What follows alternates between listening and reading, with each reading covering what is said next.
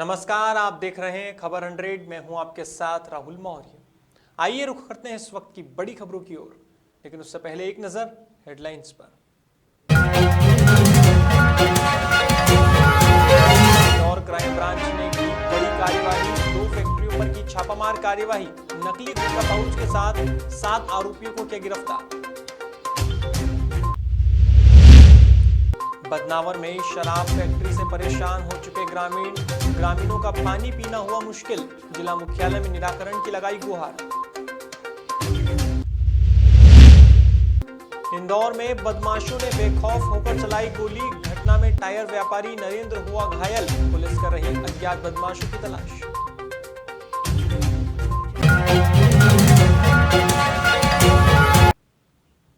देवास में पिछले दिनों बस स्टैंड पर 8 बसों में तोड़फोड़ की घटना घटित हुई थी। अब इसी मामले में सिटी कोतवाली पुलिस ने आरोपी भीम धारू को गिरफ्तार किया है। वहीं आरोपी को जेल भेजने से पहले बस स्टैंड पर भी घुमाया गया ताकि लोगों में दहशत खत्म हो सके। कोतवाली थाना प्रभारी उमराव सिंह ने बताया कि पकड़ाया आरोपी आदतन अपराधी है। फिलहाल उसे गिरफ्तार कर लिया गया है। स्टैंड देवास पर 7-8 बसों के कांच में तोड़फोड़ कर दी थी। सवारियों में मारपीट हुई थी, जिससे वहां भगदड़ और अफरा तफरी का माहौल पैदा हो गया था, जिसमें मुख्य आरोपी था भीम और विपुल धारू पिता भैया लाल धारू, 60/2 वानी सागर में रहते हैं। इनका आपराधिक रिकॉर्ड प्राप्त किया गया नाहर दरवाजा थाने से। तो वहाँ ये नाहर दरवाजा थाना के सूचीबद्ध गुंडा हैं। इन पर 1.5 दर्जन से अधिक गंभीर मामले पंजीबद्ध हैं शहर के विभिन्न थानों में। इन पर कलेक्टर महोदय देवास द्वारा आज रासुका की कार्रवाई की गई है। केंद्रीय जेल उज्जैन भैरवगढ़ का जेल वारंट बना है, वहाँ भेजा गया है।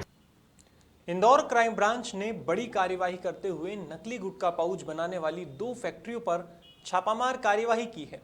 दरअसल क्राइम ब्रांच को मुखबिर से सूचना मिली थी कि चंदन नगर थाना क्षेत्र के नूरानी नगर में एक फैक्ट्री है, जहां कुछ लोग ब्रांडेड कंपनी के नकली गुटखा पाउच बनाने का काम कर रहे हैं।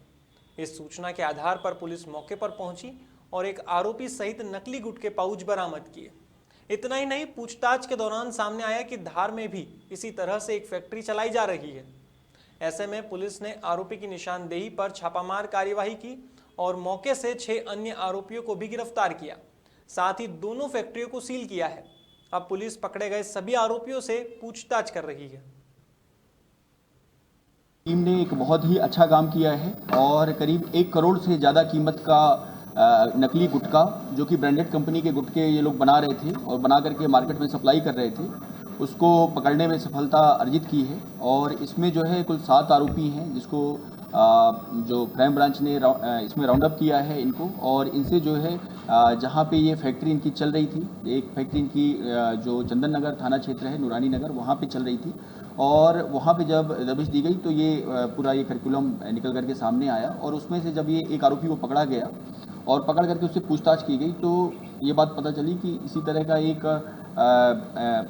एक आदमी है जो पर्दे के पीछे ये सारी चीज़ें करवाता है। वो मूलतः धार का रहने वाला है, भोरा बाखल का। और फिर उसकी निशानदेही पे टीम गई तो वहाँ पे भी पुलिस को ये इस तरह की एक फैक्ट्री मिली है। तो इस तरीके से करीब 1 करोड़ से ज़्यादा का जो माल है, नकली गुटखा, पान मसाला और सिगरेट, ये इसकी बनाने की फैक्ट्री मिली है। इसमें ये बिमल और कई तरह के जो ब्रांड हैं वो जो मार्केट में ज़्यादा चलते हैं उसका वो यूज़ करके और बना रहे थे। इस पर क्राइम ब्रांच ने मुकदमा दर्ज कर लिया है और मुकदमा दर्ज करके इसमें विवेचना में लिया है। और बाकी इनसे जो आरोपी हैं इनसे पूछताछ की जा रही है कि हो सकता है कि इसके पर्दे के पीछे और भी लोग हों, और जो भी लोग होंगे उनसे पुलिस जो है पूछताछ करेगी और आगे उनका नाम बढ़ेगा। कितने समय से सप्लाई कर रहे हैं? ये अभी ये भी मामला अभी रिसेंट का ही है, इसलिए और डिटेल इसमें अभी पूछताछ की जानी है। लेकिन हाँ, ये अभी 1-2 महीने का तो है इसमें कि ये कर रहे थे। मां चामुंडा का शहर देवास कला साधकों की स्थली के नाते भी पहचाना जाता है। यहाँ अंतर्राष्ट्रीय चित्रकार अफजल साहब हुए हैं।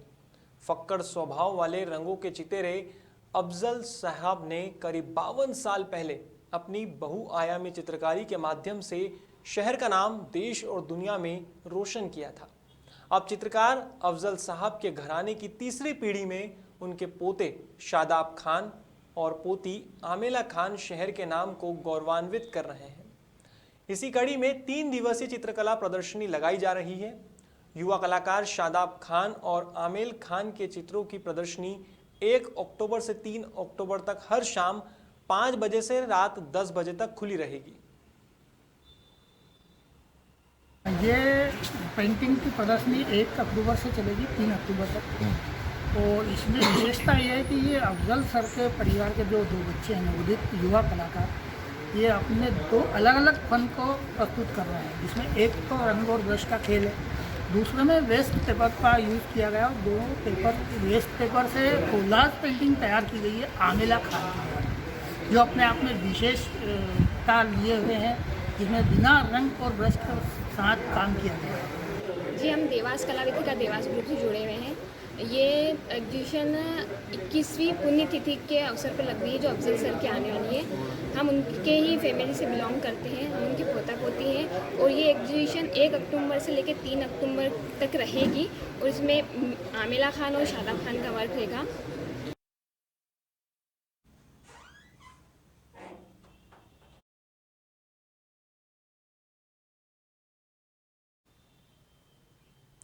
बदनावर में बोराली की शराब फैक्ट्री से ग्रामीण परेशान हो चुके हैं। ग्रामीणों की माने तो बोराली की शराब फैक्ट्री उन्हें मरने का अभिशाप दे रही है। ग्रामीणों का पानी पीना भी मुश्किल हो गया है। ऐसे में कठोड़िया बड़ा के सभी पीड़ित ग्रामीणों ने जिला मुख्यालय में सिटी मजिस्ट्रेट शिवांगी जोशी को ज्ञापन देकर समस्या के निराकरण की मांग की है।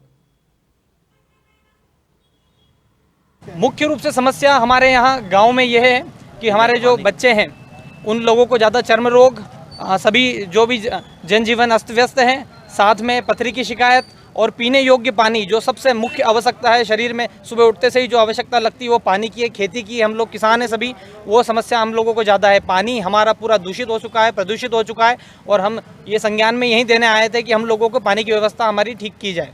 है कि बोराली में स्थित कोई शराब फैक्ट्री है, जिसके कारण वहाँ का जो लोकल जल है वो प्रदूषित हो रहा है। इन्होंने सैंपल भी दिखा है, तो लग रहे हैं कि काफ़ी प्रदूषित पानी है और इनकी बीमारियाँ भी फैल रही हैं। तो इन्होंने अभी ये चीज़ संज्ञान में लाई है। डेफिनेटली इंदौर के लसूड़िया थाने से 100 कदमों की दूरी पर बदमाशों ने बेखौफ होकर गोली चलाई है।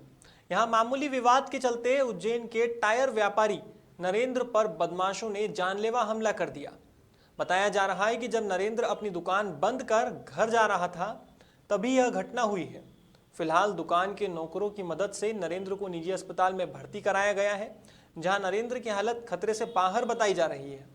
वहीं दूसरी तरफ पुलिस ने भी मामले को संज्ञान में लेकर जांच पड़ताल शुरू की है। रोज की तरह जो दुकान बंद कर जाते हैं वही दुकान बंद कर रहे थे सर। तो दुकान मंगल करके सेठ जी रोड के इस पार आए, हम हमारी गाड़ी लेके हम घर जा रहे थे। तो इस दरमियान हमको कुछ गिरने की आवाज़ आई, तो हमको लगा कुछ गिर गया होगा। तो बात चला सेठ जी की आवाज़ आई, तो हम वहाँ से आए दौड़ के, जिससे पे 2-3 लोग थे, तो कुछ हाथापाई हो रहे थे, गोली वोली चलाई और वो भाग गए। अभी कुछ देर पहले की घटना है।